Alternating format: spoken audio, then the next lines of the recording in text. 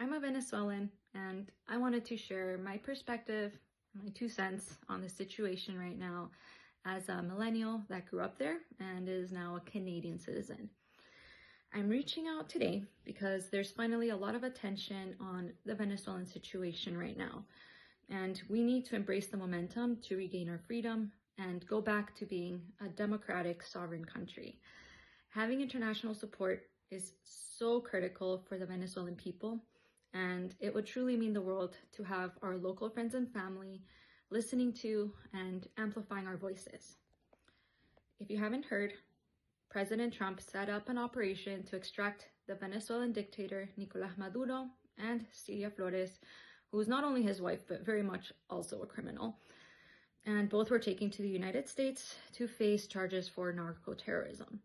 However, it is worth mentioning that the United Nations and the International Criminal Court have documented evidence that Maduro's regime has committed crimes against humanity through systematic repression of demonstrations, extrajudicial killing, and enforced disappearance of political opponents, and the arbitrary detention and torture of thousands of citizens, including hundreds of minors.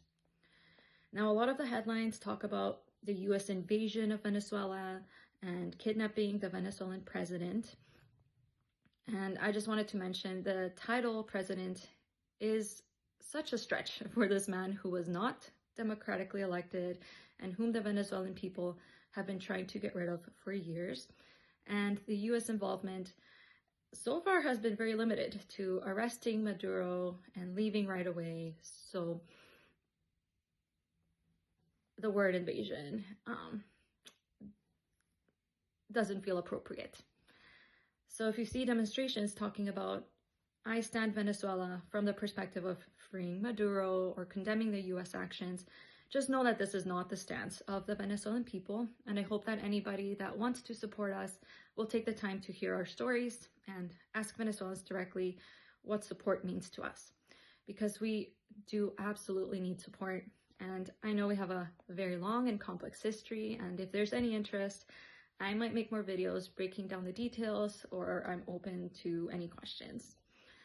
The Venezuela I grew up in was completely different. It was the most beautiful country in the world with a thriving economy. People were free to do what they want and could express their opinions freely, which is very easy to take for granted. I left at the end of elementary school, so my life is now a lot more similar to Canadians than anyone else back home.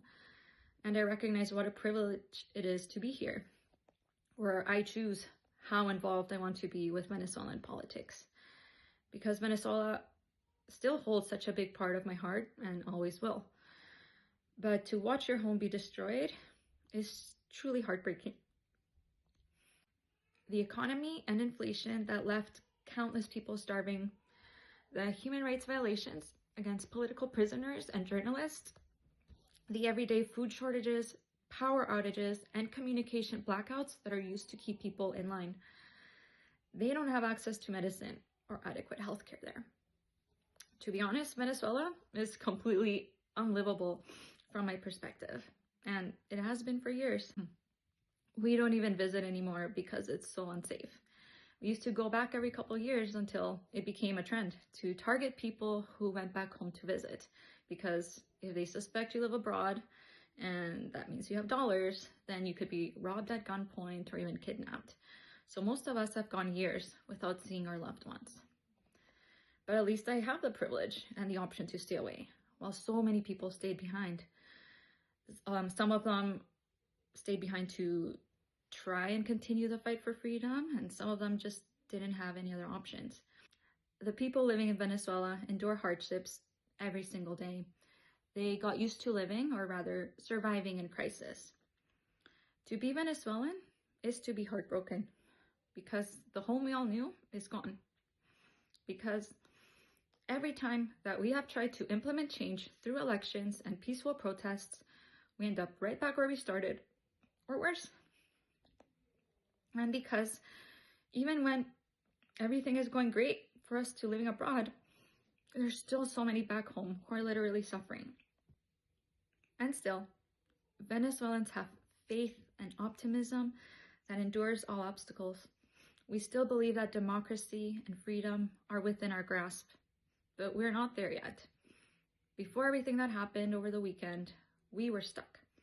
With criminals running the government and the military, the opposition had little power to implement change from within.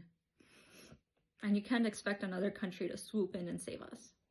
But what Trump did feels awfully close. Don't get me wrong, there's still so much uncertainty. The government still has the same corrupt structures in place. When the regime has filled every position in the judicial and legislative branches with other corrupt criminals, you can't simply replace the previous leader with a new one and expect them to succeed. Those who remain in power will not give it up easily. So it makes sense for international involvement to help during that time. But if the US becomes more aggressive or tries to control Venezuela permanently, I'm not sure what the international community can or would do to stop them either. So my ask is this: please continue to follow the news and monitor the situation. Please urge the government to release all political prisoners and support Venezuela's transition to democracy. And check in with your Venezuelan friends, because we've all been going through it. Not just this week, but for a long time. If you've made it this far, thank you.